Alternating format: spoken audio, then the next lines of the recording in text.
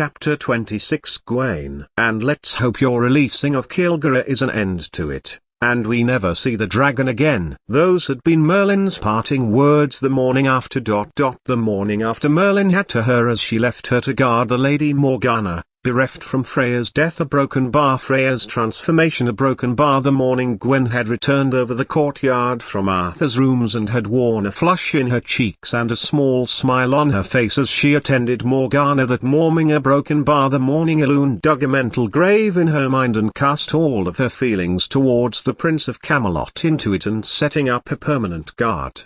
It wasn't true that Kilgore and Merlin were her only friends. Erin, too, who barely stepped out of the library lest he miss to wonder and marvel within the wall. Pale, wide-eyed, she had once convinced him to come to the alehouse, but he much preferred his life within the books. And the months had passed and Elune had thrown herself into guarding Morgana and stepping up beside the guards and knights where needed, as the king recovered and knew nothing of any betrothal. So Elune eschewed enjoyment and happiness to sit quietly and avoid company, to spare herself the feelings that evoked the feelings of sorrow. Watching Erin working, classifying, adding to Chronicles and Geoffrey of Monmouth's epic tome, The Matter of Britain made her happy, as did hard work, as it tired her, and made sleep come more easily. The wind was warm that night, a few months after Elune had seen Gwen and Arthur meet, and Elune went to encourage Erin to join her in the low town. It felt like an evening that a hard-working guard and a friend might meet for a small beer and some meat, and listen to travellers' tales of voyages far and beasts wild. "Do you want to leave?" asked Erin, as they began their second drink. She touched her hand fraternally, and Elune wrapped hers around his for a moment. "I want to feel free again, Nair," she told him. "I want to feel I can go where I choose, serve any lord of my choice, sleep beside rivers and under mountains, the stars my blanket and the grass my bed." "You speak like a story," Erin told her, and he told her of the crew within, the Irish, when Neil came to Britain and claimed a noble hostage for his court.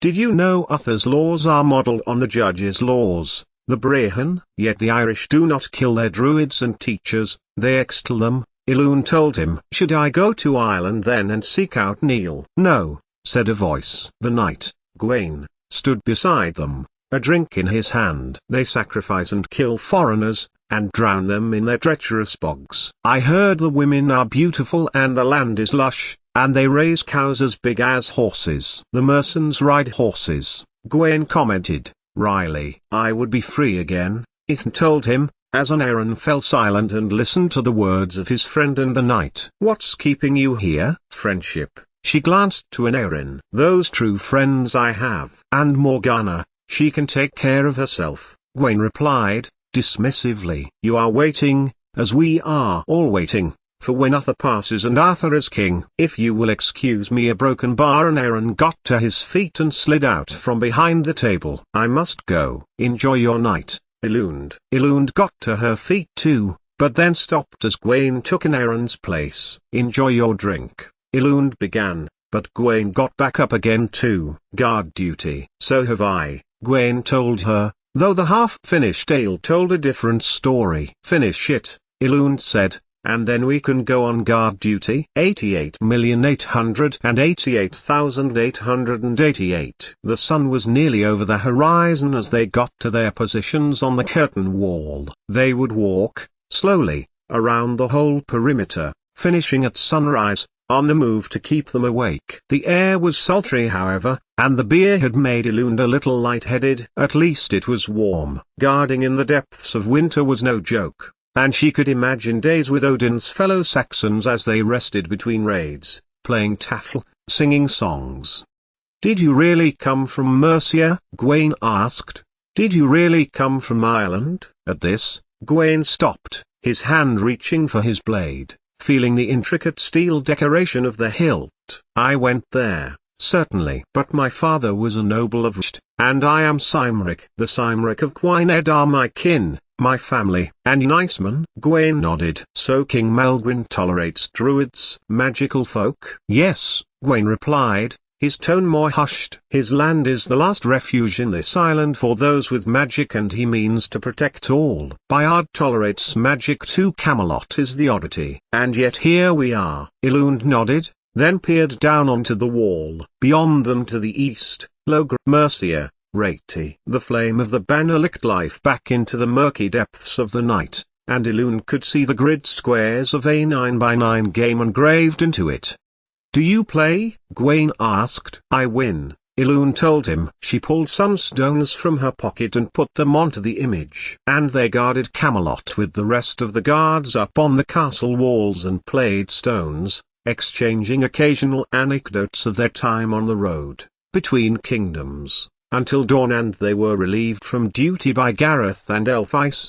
88,888,888. So it was decided, Elund would leave Camelot and take her chances in Ireland. She fixed on the idea when she saw Gwen and Arthur together near the chapel, and Morgana saw her face, insisting Elund take a break from working so hard. She could sell her sword to at least raise money to gain passage out of Cymru. Then she would have no sword, but she could work along the way, as she had done in Mercia or Joyous Guard to Lancelot. But he had his own life now, and those with magic, amongst whom Matthew dwelt, and who wished her to join them and be used against Camelot. While she had to get away from the kingdom, she did not wish her homeland ill. It was Merlin who stopped Elund on her way to the tavern. Aeled, he called, using her guard name. "Are you well?" "I seek oblivion," Elund said, turning her head from him. "Does Gaius have a draft for that?" Merlin paused, then caught up with her. "No," he told her. "A broken bar. I asked him for one. When Freya died, he refused. I was so angry. A broken bar." Elund stopped, and turned back. "Then come with me." But Merlin shook his head. "I threw myself back into service, and it was an oath. A broken bar to serve Arthur is the draft I need." Elund stared at the warlock, then glanced up to Arthur's room. Gentle laughter permeated down. "I should have gone with Kilgore," Elund screamed in her mind. "Arthur." "Here, broken bar, can you hear me?" she implored. "Yes," Merlin told her, aloud. "Yes." But there was nothing to say about her love, which was causing her utmost devastation. "Work with the knights. Protect Camelot." He glanced up to Arthur's window again. It was he who was laughing now. "Ater, I have been to the tavern." "Then my mind cannot think about anything but what's in front of me." Elund did not wait for Merlin to say anything else, but instead strode down the cobbled street, past the pervasive smell of fish and eels, and pushed open the tavern door.